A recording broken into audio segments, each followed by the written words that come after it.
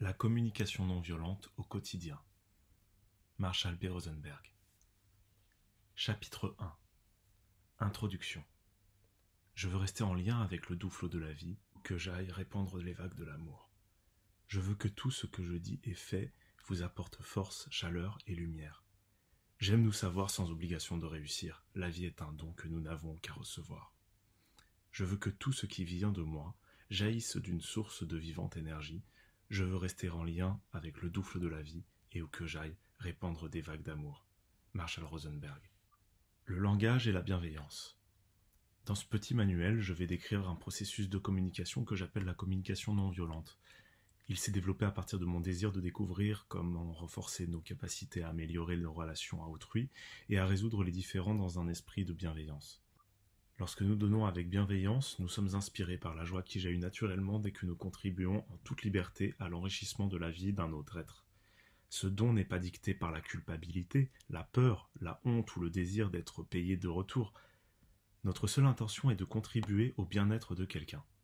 Donner avec bienveillance est autant au bénéfice de celui qui donne que celui qui reçoit. Ce dernier peut recevoir sans redouter les conséquences d'un don qui ne viendrait pas du cœur. Quant au premier, la satisfaction d'avoir contribué au bien-être de quelqu'un accroît son estime de lui-même. En revanche, celui qui donne comme celui qui reçoit paie un prix élevé lorsque l'action de donner a été motivée par la contrainte plutôt que par la bienveillance, lorsque la peur, la culpabilité ou la honte l'accompagnent. Celui qui reçoit est pénalisé par l'absence d'élan du cœur du donneur. Celui qui donne, parce qu'il risque fort d'éprouver le ressentiment et la baisse d'estime de soi qui résultent d'actes dictés par une contrainte intérieure ou extérieure. J'ai repéré le langage et les interactions qui interfèrent avec notre capacité à donner avec bienveillance. J'appelle ce langage et ce type d'interaction la communication qui nous coupe la vie. J'ai également identifié le langage et les interactions qui renforcent notre aptitude à donner avec bienveillance et à inspirer aux autres le désir d'en faire autant. C'est ce langage et ces interactions que j'appelle la communication non violente. La communication qui coupe la vie ? La critique. Une des formes de communication qui coupe de la vie est la critique, impliquant que l'autre a tort ou qu'il est mauvais. Par exemple, « Ton problème c'est que tu es trop égoïste », paresseux, fermé, inconvenant, etc. Ce type de critique comprend des insultes, le reproche, le dénigrement, les diagnostics et les jugements. Il sous-entend toujours un « tu devrais ». La cible de la critique ne devrait pas être telle qu'elle est. Le déni de responsabilité. Un deuxième type de communication qui coupe de la vie contient des termes qui nient que l'on a le choix ou qui impliquent que le sujet n'est pas responsable de ses pensées, sentiments et actions, tels que les mots « devoir » ou « falloir », dans des phrases comme « il y a des choses que tu dois faire, qu'elles te plaisent ou non ». Dans son livre « Eichmann à Jérusalem », Hannah Arendt rapporte qu'Adolf Eichmann et ses collègues officiers employaient entre eux ce qu'ils appelaient l'Amtsrat, leur langage de bureau, pour se dédouaner de toute responsabilité. Interrogés sur les raisons de leurs actes, ils répondaient par exemple « je devais le faire ». Quand on leur demandait pourquoi ils avaient fait certaines choses, la réponse était « ordre de la hiérarchie, politique de l'entreprise » ou « c'était le règlement ». Nous refusons la responsabilité de nos actes quand nous en attribuons la cause. Aux actions des autres, par exemple j'ai frappé mon enfant parce qu'il a traversé la rue en courant, à des vagues de force impersonnelles, j'ai rangé ma chambre parce qu'il fallait que ce soit fait, à nos antécédents psychologiques, notre état, un diagnostic ou à notre passé, je bois parce que je suis alcoolique. Au diktat d'une autorité, j'ai menti au client parce que le patron m'a dit de le faire, à la pression du groupe, je me suis mis à fumer parce que tous les autres fumaient. À une politique institutionnelle, des lois ou des règlements. Je mets des notes à mes élèves parce que c'est la politique du ministère de l'Éducation. Au rôle attribué à un sexe, à un âge ou à une catégorie sociale. Je déteste aller au travail, mais j'y vais parce que je suis marié et père de famille. À des pulsions incontrôlables. J'ai mangé des chocolats parce que c'était plus fort que moi. Un jour où, avec un groupe de parents d'enseignants, nous parlions des dangers d'un langage appliquant qu'on n'a pas fait le choix, une femme réagit ainsi. « Mais il y a certaines choses qu'on est obligé de faire, que cela nous plaise ou non. Je vois pas ce qu'il y a de mal à dire à mes enfants qu'il y a des choses qu'on doit faire. » Je lui ai demandé de citer un exemple. Facile, dit-elle, en sortant d'ici, il faut que je rentre pour faire la cuisine. Je déteste cuisiner. J'ai cela en horaire, mais je le fais tous les jours depuis 20 ans. Même si je suis malade, comme un chien, cela fait partie des choses qu'il faut que je fasse. Alors je lui ai répondu que j'étais désolé qu'elle passe par tellement de temps à faire quelque chose pour une raison pareille et que j'espérais qu'elle trouverait de plus heureuses perspectives en pratiquant la communication non violente. Je dois dire qu'elle fit de vifs progrès. À la fin du stage, elle annonça effectivement à sa famille qu'elle ne ferait plus la cuisine. J'en ai eu des échos quand, 3 semaines plus tard, elle a envoyé ses fils à un stage. Quand je leur ai demandé quelles avaient été leurs réactions, l'aîné me répondit « Marshall, je me suis dit Dieu merci. Quand j'ai cherché à savoir comment il en était arrivé là, il ajouta « Peut-être que maintenant elle ne se plaindra plus à chaque repas. » Les exigences. Les exigences constituent une troisième forme de communication qui coupe de la vie. Dans ce manuel, j'emploierai le mot exigence pour toute demande ou requête qui, implicitement ou explicitement, fait planer sur celui auquel elle s'adresse la menace d'un blâme ou d'une punition, au cas où il n'obtempérerait pas. Les déclarations indiquant qui mérite une récompense ou une punition.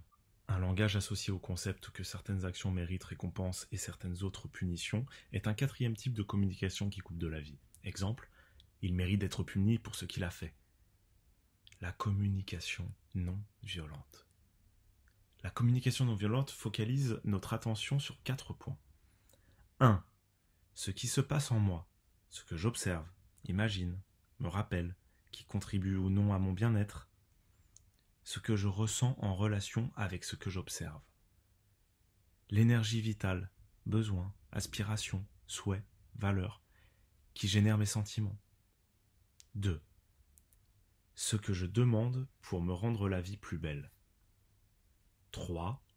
Ce qui se passe en l'autre. Ce que l'autre observe, imagine, se rappelle, qui contribue ou non à son bien-être. Ce que l'autre ressent en relation avec ce qu'il observe. La force vitale, besoin, aspiration, souhait, valeur, qui génère les sentiments de l'autre. 4. Ce que l'autre demande pour se rendre la vie plus belle. Chapitre 2. Ce qui se passe en moi, ce que j'observe. Je peux accepter que tu me dises ce que j'ai fait ou pas fait, et je peux m'arranger de tes interprétations, et je t'en prie, ne mélange pas les deux. Si tu veux semer la confusion, je peux te dire comment. Mélange ce que je fais et ta façon d'y réagir. Dis-moi que tu es déçu de voir des tâches inachevées, mais ce n'est pas en me traitant d'irresponsable que tu parviendras à me motiver. Et dis-moi que tu te sens blessé quand je réponds non à tes avances, mais ce n'est pas en me traitant d'insensible que tu m'attireras vers toi. Oui, je peux accepter que tu me dises ce que j'ai fait ou pas fait, et je peux accepter tes interprétations, mais je t'en prie, ne mélange pas les deux. Marshall Rosenberg. Une des composantes de la communication non violente consiste à faire une observation précise de ce qui augmente ou diminue notre bien-être. Ce faisant, il est important d'éviter de mêler des évaluations et des jugements à la description des faits. Une observation décrit une chose que nous voyons, entendons ou touchons.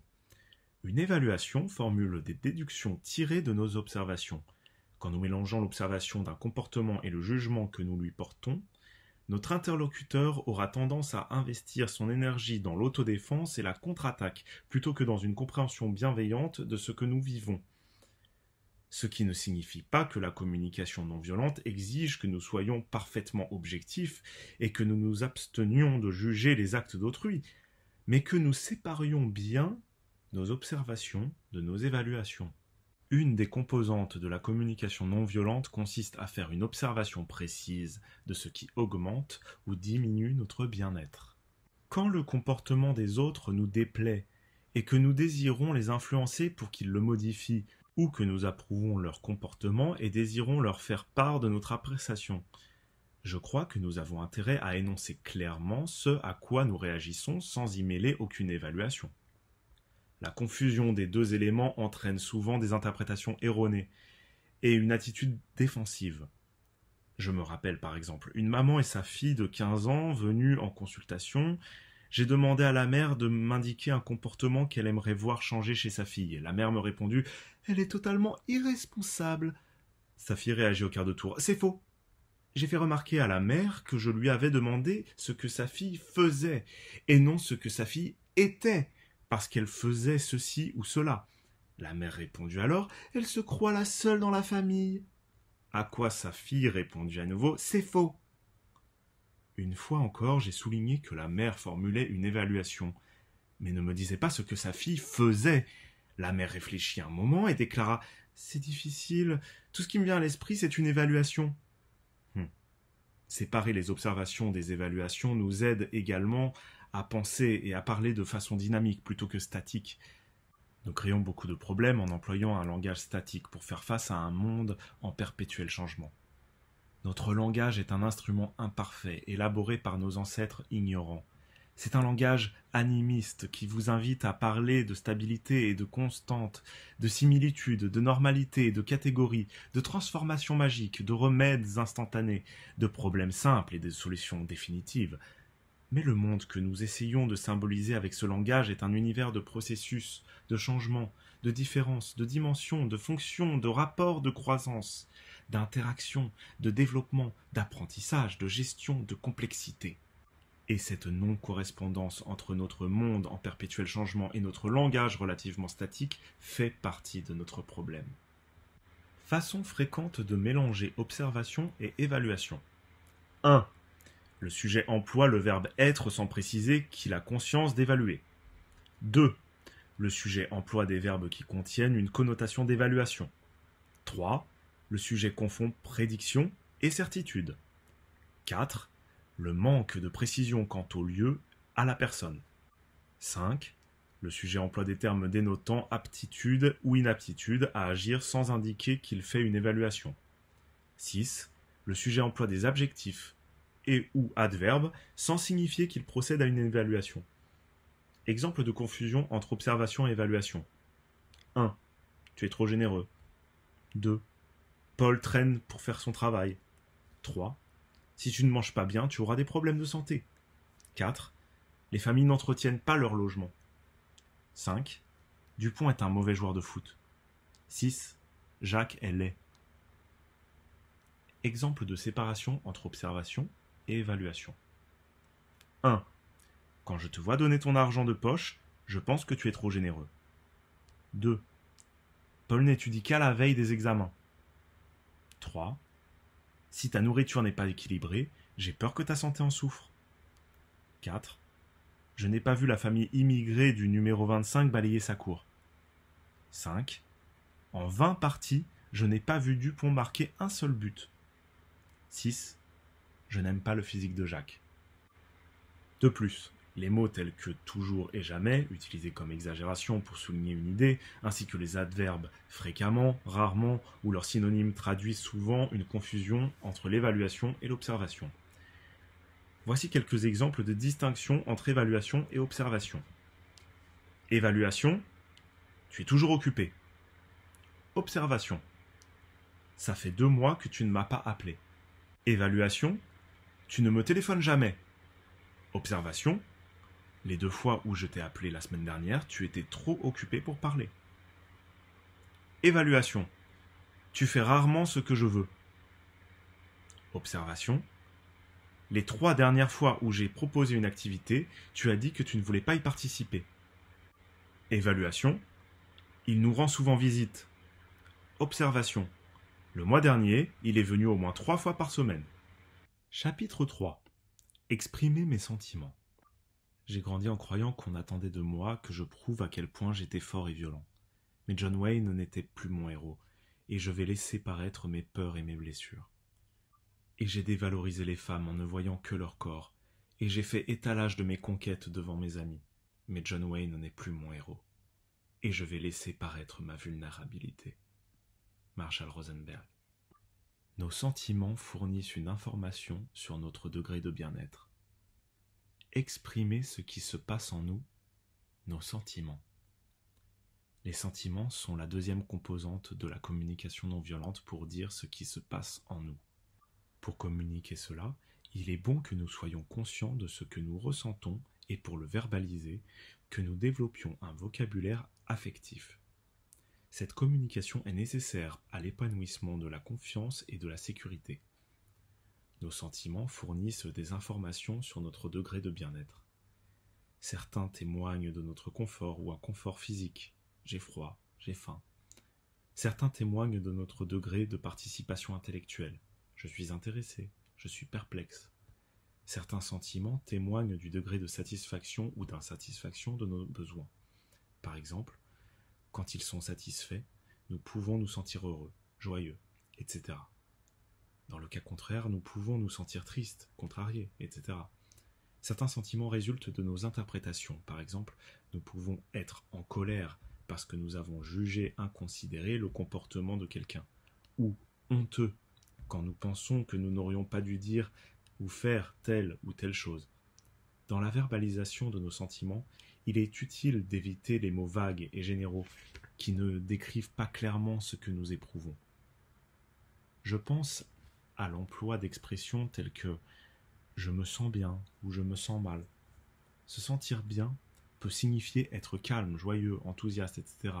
Se sentir mal peut signifier être inquiet, en colère, triste. Nos sentiments servent de jauge indiquant si les événements contribuent ou non à notre bien-être. S'ils sont en phase avec nos besoins et nos valeurs, nous sommes envahis de sensations agréables. Dans le cas contraire, des sensations pénibles qui nous incitent à faire le nécessaire pour prendre soin de nous. Un étudiant m'a raconté que son colocataire met sa stéréo si fort qu'il ne parvient pas à dormir. Je lui ai suggéré de voir ce qu'il ressentait dans ces moments-là. « Je sens que ce n'est pas bien de la mettre si fort, m'a-t-il répondu. Je lui ai signalé que, lorsqu'il utilisait le verbe sentir, suivi du mot que, il exprimait son opinion sans révéler ses sentiments. Il me dit alors, quand les gens font des choses comme ça, c'est le signe d'un trouble de la personnalité. J'ai signalé qu'à nouveau, il exprimait une opinion et non ses sentiments. Il fit une pause et réfléchit à ce qu'il ressentait et annonça avec véhémence « Je n'ai pas de sentiments là-dessus ». Très souvent, nous disposons pour exprimer nos sentiments d'un vocabulaire limité comparé à notre répertoire d'insultes. Selon Andrew Schmoker, c'est un signe de danger. Dans son livre « Out of Weakness », ce qui signifie « par faiblesse », il affirme que la violence entre nations ou membres d'une même famille a plus de fortes chances de survenir quand les gens ont appris à penser en termes de ce qui ne va pas chez les autres au lieu de ce qui se passe en eux. Exemple de sentiments que nous éprouvons lorsque nos besoins sont satisfaits. Absorbé, affectueux, aimant, à l'aise, alerte, allégé, amical, amoureux, amusé, animé, apaisé, attendri, béat, bouleversé, calme, captivé, chaleureux, charmé, centré, comblé, centré, concentré, concerné, conciliant, confiant, confortable, content, curieux, décontracté, de bonne humeur, d'humeur conciliante, d'humeur jubilatoire, détendu, dynamique, ébahi, ébloui, électrifié, emballé, émerveillé, émoustillé, ému, en confiance, enchanté, encouragé, en effervescence, en expansion, enjoué, en pleine forme, enthousiaste, épanoui, espiègle, étonné, euphorique, éveillé, exalté, gonflé à bloc, heureux, impliqué, impressionné, insouciant, inspiré, intensément présent, intéressé, intrigué, joyeux, léger, libre, nonchalant, nourri, optimiste, ouvert, paisible, en paix, pétillant, plaisir, plein d'amour, plein d'ardeur, plein de courage, plein d'entrain, plein d'espoir, plein de gratitude, plein de vie, posé, proche, quiet, radieux, rafraîchi, ragaillardi, rassasié, rasséréné, ravi, reconnaissant, régénéré, réjoui, relaxé, rieur, satisfait, sensible, serein, soulagé, stimulé, sûr, surpris, tendre, titillé, tonifié, touché, tranquille, vibrant, vivant, vivifié. Exemple de sentiments que nous éprouvons lorsque nos besoins ne sont pas satisfaits. À cran, à plat, abattu, accablé, acrimonieux, affligé, agacé, agité, aigri, alarmé, amer, anéanti, angoissé, anxieux, apathique, apeuré, attristé, blasé, blessé, bloqué, bouleversé, brûlant, cafardeux, chagriné, choqué, cœur brisé, consterné, contrarié, coupable, courroucé, craintif, crédule, déchiré, déconcerté, décontenancé, découragé, déçu, défait, dégoûté, démoralisé, démotivé, démuni, déprimé, désespéré, déstabilisé, détaché, dévasté, distant, distrait, divisé, écœuré, effondré, effrayé, embarrassé, en colère, endormi, en fureur, énervé, ennuyé, envieux, épouvanté, épuisé, essoufflé, exaspéré, fâché, fatigué, fébrile, fragile, froid, frousse, frustré, furieux, haineux, hésitant, honteux, horrifié, hostile, impatient, impuissant, incertain, inconfortable, indifférent, inerte, inquiet, irrité, las, lassé, léthargique, lourd, mal à l'aise, mal assuré, malheureux, maussade, mécontent, méfiant, mélancolique, misérable, morne, navré, nerveux, paniqué, paralysé, partagé, peiné, perdu, perplexe, perturbé, pessimiste, plein d'appréhension, plein d'aversion, plein de ressentiment, préoccupé, rancunier, réticent, saturé, sceptique, seul, sombre, haineux, sous pression, stupéfait, submergé, surpris, sur ses gardes, susceptible, tendu, terrifié, tiède, tracassé, triste, troublé, ulcéré, vexé, vidé. Avec certains verbes, nous croyons formuler ce que nous éprouvons et pourtant, nous n'exprimons pas nos sentiments. Dans les phrases qui suivent, lorsque le verbe sentir ou avoir le sentiment est suivi des mots que comme, qu'il, elle, eux, que tu, vous, etc., ce qui suit ne décrit pas explicitement ce que le sujet ressent. J'ai le sentiment que tu aurais dû te comporter autrement. Je sens que j'aurais mieux à faire. Je me sens comme un imbécile qui se serait fait avoir. Je trouve aussi utile de distinguer les mots décrivant notre perception des agissements des autres à notre égard de ceux qui identifient nos sentiments. Par exemple, je me sens incompris est davantage ma propre évaluation d'un niveau de compréhension de l'autre que l'expression de mes sentiments. Il est possible qu'en fait j'éprouve de l'agacement, du découragement, ou encore autre chose. De même en disant « je me sens ignoré », j'exprime plus mon interprétation du comportement de l'autre que mes sentiments. Je parie qu'il vous est arrivé d'être ignoré et d'en être soulagé parce que vous ne désiriez pas communiquer avec la personne qui vous ignorait et, en d'autres circonstances, d'en être blessé parce que vous n'avez pas pu établir de contact comme vous le souhaitiez. Ce qui démontre qu'un mot comme « ignorer » décrit davantage notre perception d'une situation que nos sentiments. Voici des termes de ce genre qui expriment plus notre interprétation des actes d'autrui que nos sentiments. Abandonner, agresser, attaquer, bafouer, contraint, déconsidéré, délaissé, exploité, ignoré, incompris, indésirable, laissé pour compte, malmené, manipulé, menacé, méprisé, négligé, pas apprécié, pas entendu, pas vu, persécuté, piégé, rabaissé, rejeté, trahi, trompé, utilisé, vaincu. Lorsque nous utilisons la communication non violente, nous faisons la distinction entre les termes décrivant ce que nous croyons que nous sommes et ceux exprimant nos sentiments. Si je dis par exemple « je me sens nul comme guitariste », j'exprime l'évaluation de mes performances de guitariste, mais pas mes sentiments, qui pourraient relever de la frustration ou de la déception.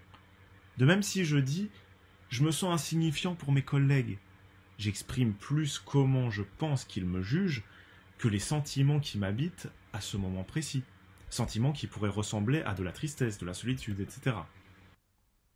Chapitre 4. Exprimer mes besoins.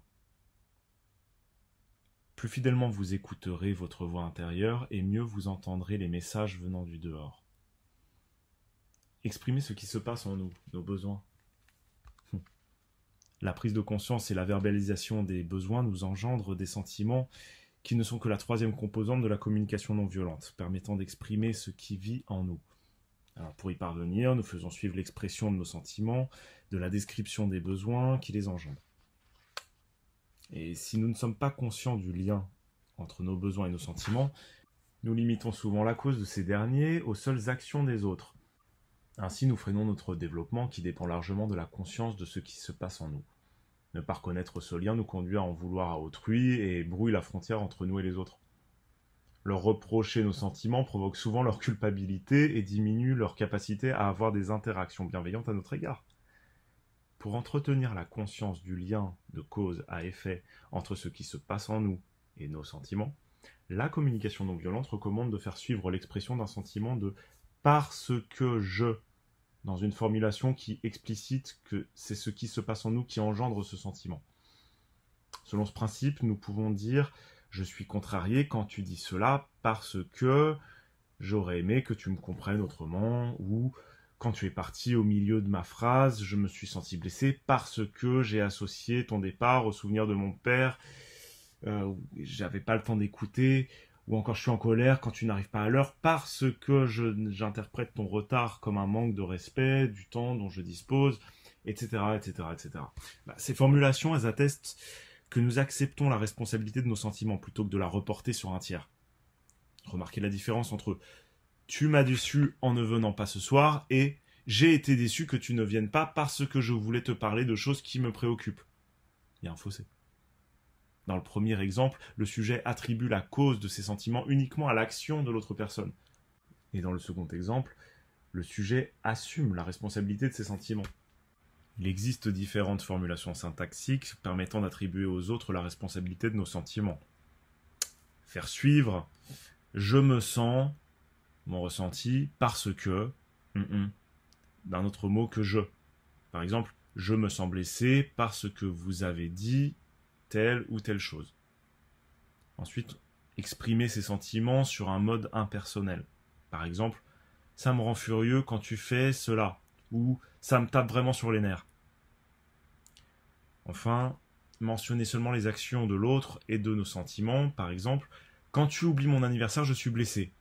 Ou maman est déçue lorsque tu ne manges pas ta soupe. Le principe de motivation par la culpabilité consiste à apprendre aux gens qu'ils sont responsables des sentiments d'autrui. Ainsi, quand un père déclare « Papa est malheureux que tu aies de mauvaises notes à l'école », il laisse entendre que sa peine dépend des actes de l'enfant. Du coup, celui-ci se sent coupable. À première vue, cette impression de responsabilité peut passer pour de l'affection. L'enfant est concerné par ce que vit son père et se sent coupable de sa souffrance. Cependant, s'il fait alors ce que son père désire, son acte ne sera pas motivé par un élan de cœur, mais ça aura juste pour but d'échapper à la culpabilité. Et la plupart d'entre nous n'ont pas été éduqués pour penser à leurs besoins, mais quand ces derniers ne sont pas satisfaits, on nous a plutôt appris à penser à ce qui ne va pas chez les autres. C'est ainsi que nous qualifions de paresseux un enfant qui ne raccroche pas sa veste au porte-manteau, comme nous le désirons, ou d'irresponsable un ouvrier dont le travail ne serait pas conforme à nos attentes. Ces évaluations d'autrui sont des expressions indirectes pour nos besoins insatisfaits. Elles risquent de provoquer la résistance et l'agressivité et de susciter le désir de satisfaire nos besoins. Exemple de corrélation bien établie entre un sentiment et un besoin.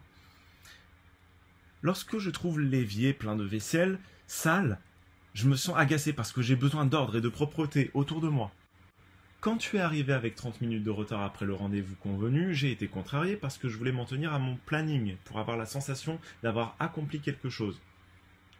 Autre exemple, j'ai été ravi que tu prennes plaisir à l'histoire que j'ai écrite parce que j'ai besoin d'avoir confiance dans mes compétences d'écrivain. Et enfin, j'ai peur quand les enfants se battent dans la cour d'école parce que j'éprouve un besoin de sécurité pour moi ainsi que pour les autres. Voici quelques besoins de base que nous partageons tous. Autonomie. Choisir ses rêves, ses buts, ses valeurs. Choisir les moyens de satisfaire ses rêves, ses buts, ses valeurs. Bien-être physique.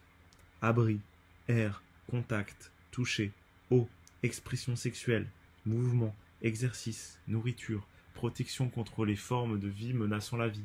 Virus, bactéries, insectes, prédateurs. Repos. Communion spirituelle. Beauté, harmonie, inspiration, ordre, paix. Épanouissement. Authenticité, créativité, intégrité, sens. Interdépendance, acceptation, amour, appréciation, chaleur, confiance, considération, empathie, possibilité de contribuer à l'enrichissement de la vie, proximité. Chapitre 5. Demander ce que j'aimerais recevoir pour me rendre la vie plus belle. Que demander maintenant et à qui pour me conduire où je désire être? Ça, c'est le défi humain auquel je dois constamment faire face.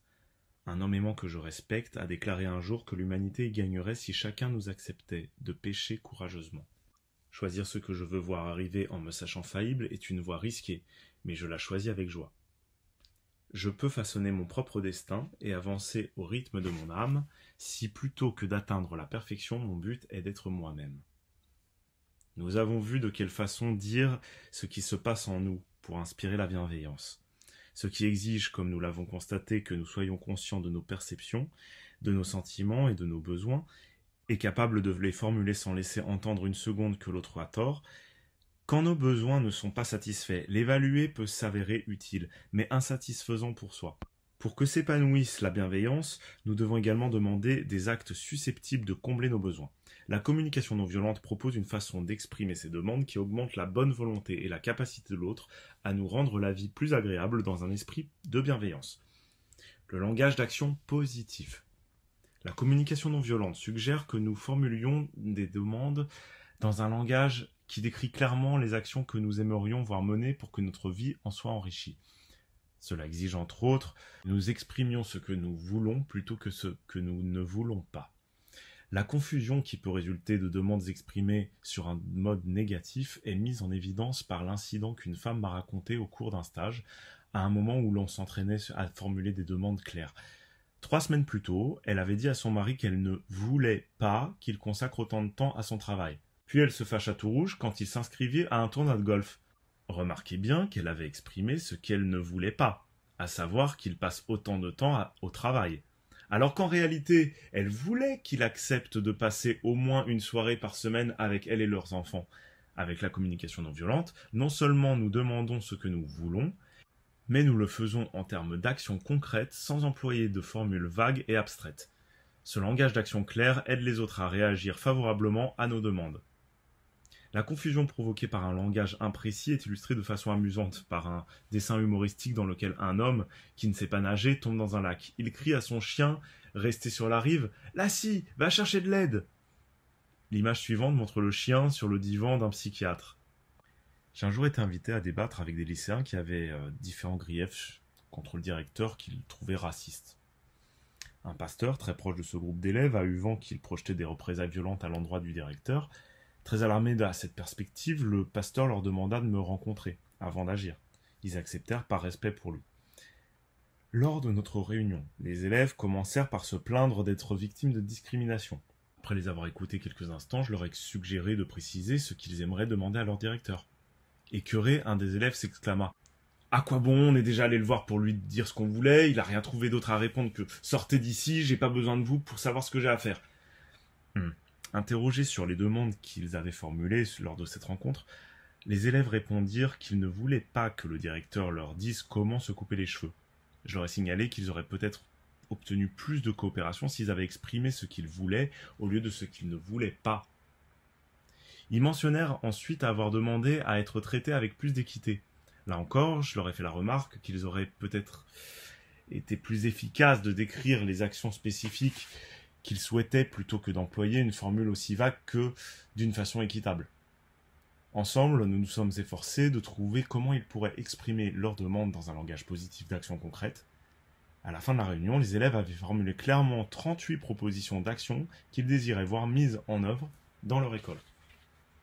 Le lendemain, ils présentèrent à nouveau leurs demandes au directeur, mais cette fois-ci, dans le langage clair et positif d'action concrète auquel nous nous étions entraînés.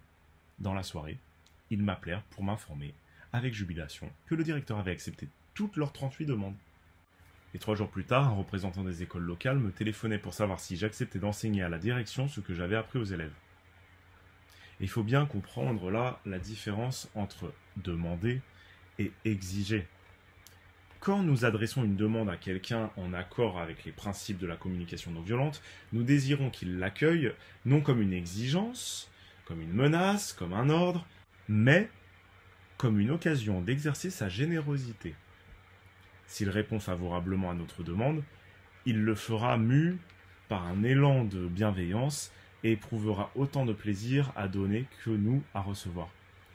Nous voulons éviter que les autres perçoivent nos demandes comme des ordres menaçant leur autonomie. S'ils les accueillent et y cèdent comme à des exigences, leurs réactions ne seront motivées que par le ressentiment, la crainte, la culpabilité ou la honte. Ça marche pas. Nous démontrons aux autres que nos requêtes sont bien des demandes et non des exigences. Lorsque nous accueillons avec empathie les sentiments et besoins qui les empêchaient de faire ce que nous avons demandé, Cela ne veut pas dire que nous n'essayons pas de persuader notre interlocuteur de changer d'avis s'il a choisi dans un premier temps de ne pas satisfaire notre demande.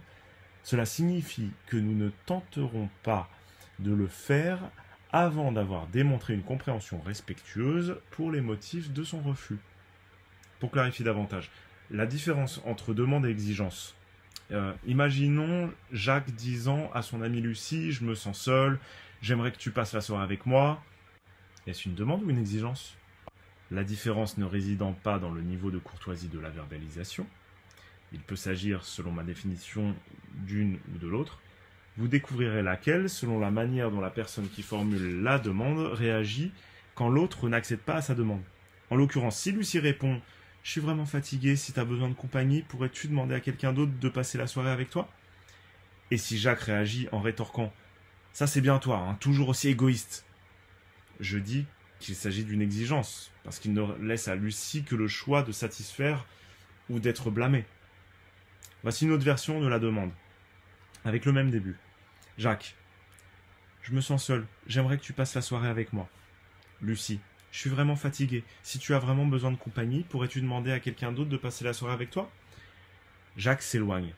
Quand il retrouve Lucie 2 jours plus tard, il reste silencieux. Lucie, le sentant contrarié. Quelque chose ne va pas, Jacques? Non, non. Allez, je vois bien que t'es contrarié, qu'est-ce qu'il y a? Et là, Jacques répond, tu savais combien je me sentais seul. Si tu m'aimais vraiment, tu aurais passé la soirée avec moi. Dans ce scénario, nous voyons que sa demande n'était pas satisfaite. Jacques en a déduit qu'il n'était pas aimé et qu'il a été rejeté. Plus nous interprétons un non-acquiescement comme un rejet, plus nos demandes ultérieures risquent d'être accueillies comme des exigences.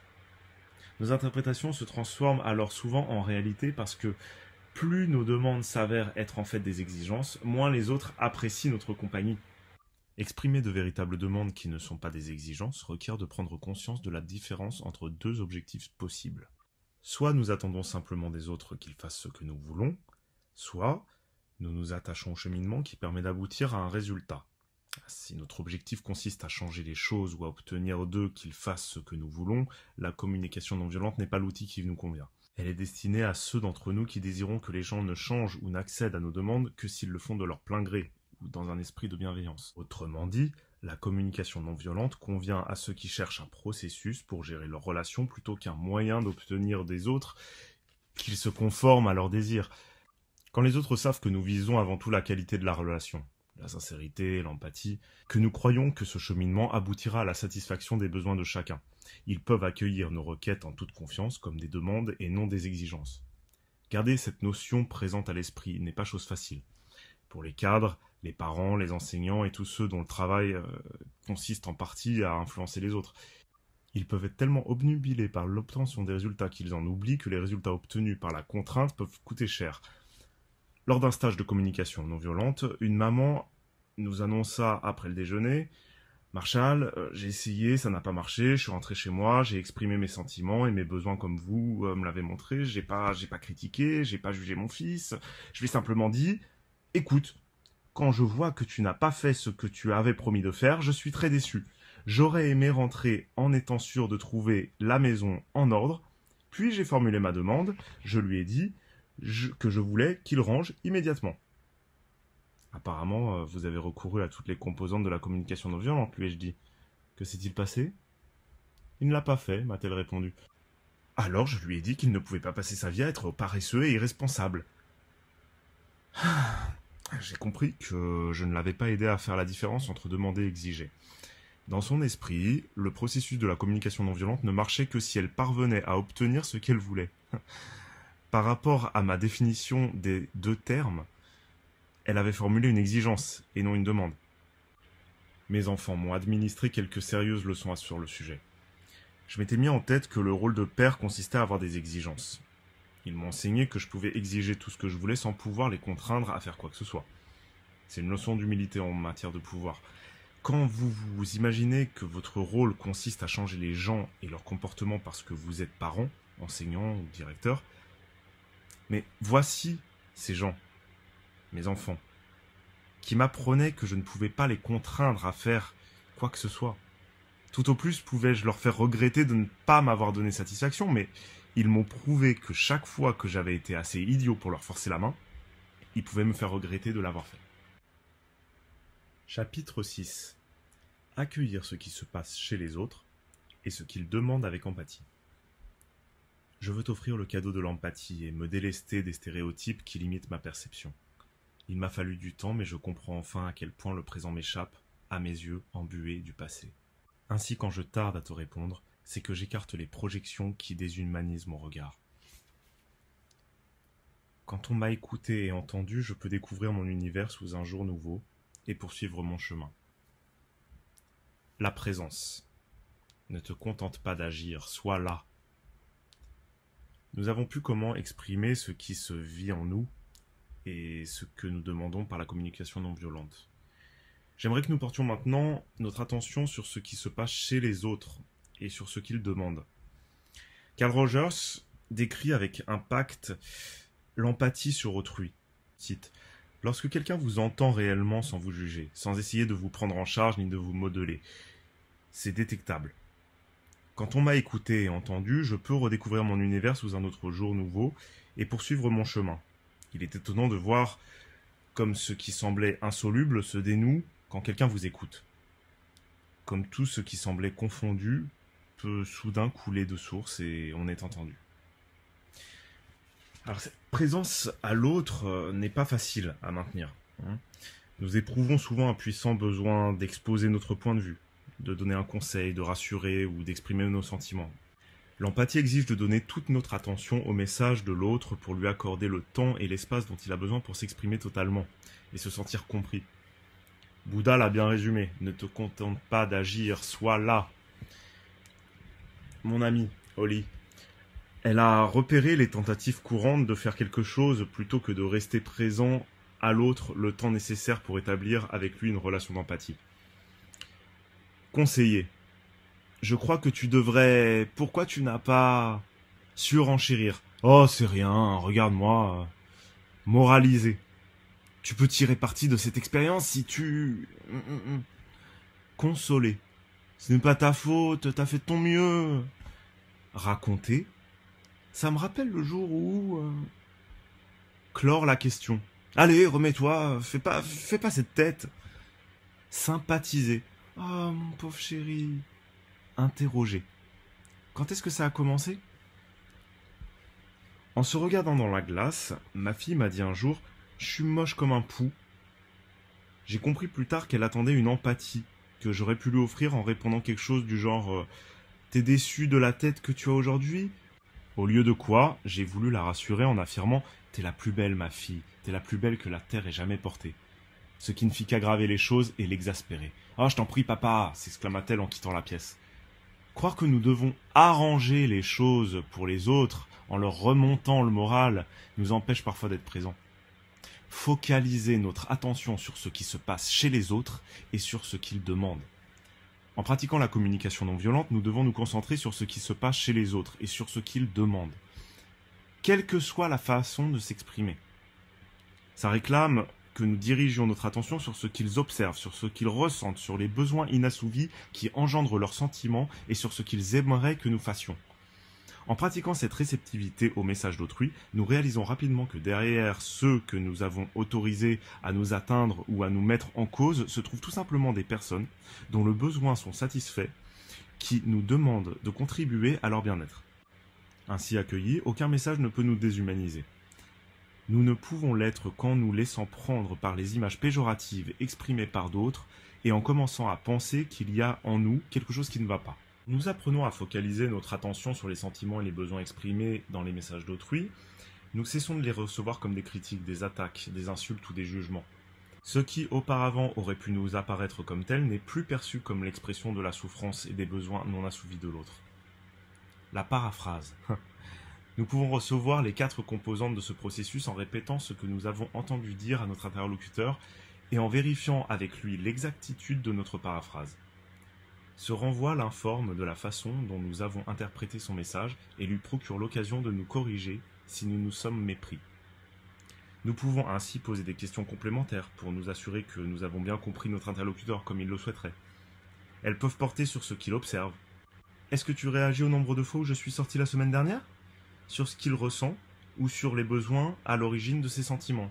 Es-tu blessé parce que tu aurais aimé davantage l'appréciation de tes efforts ? sur ce qu'il demande. Veux-tu que je précise les raisons que j'avais de te dire ce que j'ai dit? En posant ces questions, nous devinons d'abord, puis nous vérifions.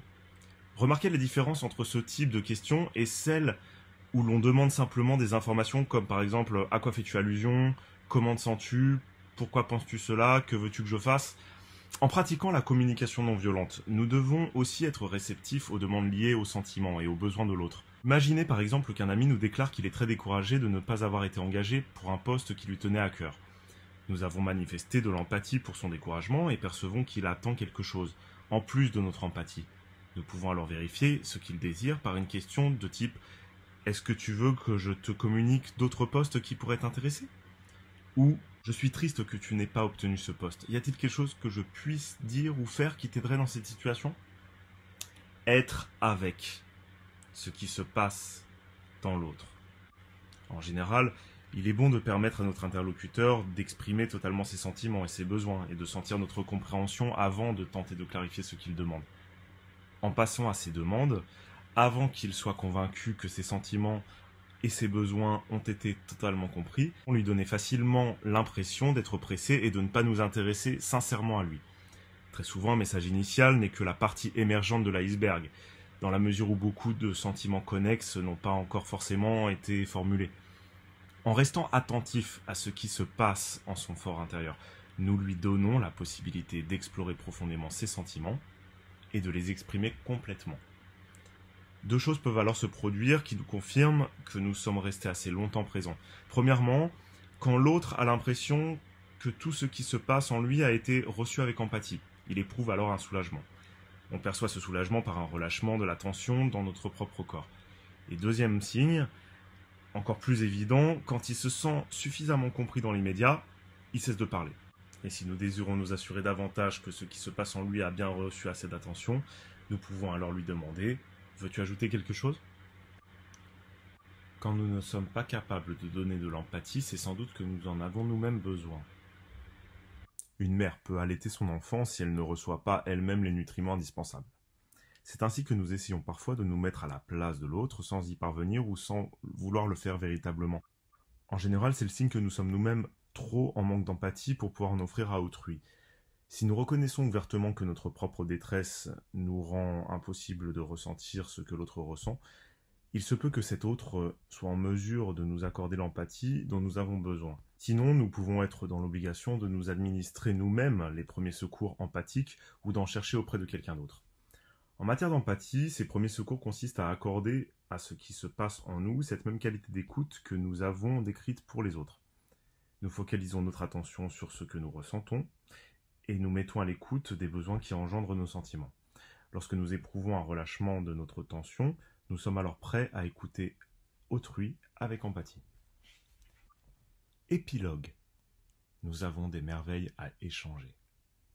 Quand nous réussissons à entretenir la fluidité de communication décrite dans ces pages, en exprimant sincèrement ce qui se passe en nous et ce que nous aimerions, ainsi qu'en écoutant les autres et ce qu'ils aimeraient de manière empathique, j'ai constaté que nous pouvons goûter plus pleinement à la magie de la bienveillance.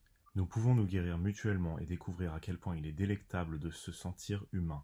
Plutôt que d'enfreindre, opprimer ou exploiter, nous savourons le plaisir de nous enrichir de nos différences et de partager les merveilles dont nous sommes chacun et chacune dépositaires, quel que soit notre sexe, notre couleur de peau, notre niveau de vie, notre trait de caractère, notre histoire. J'espère que pour vous, ce récit y contribuera.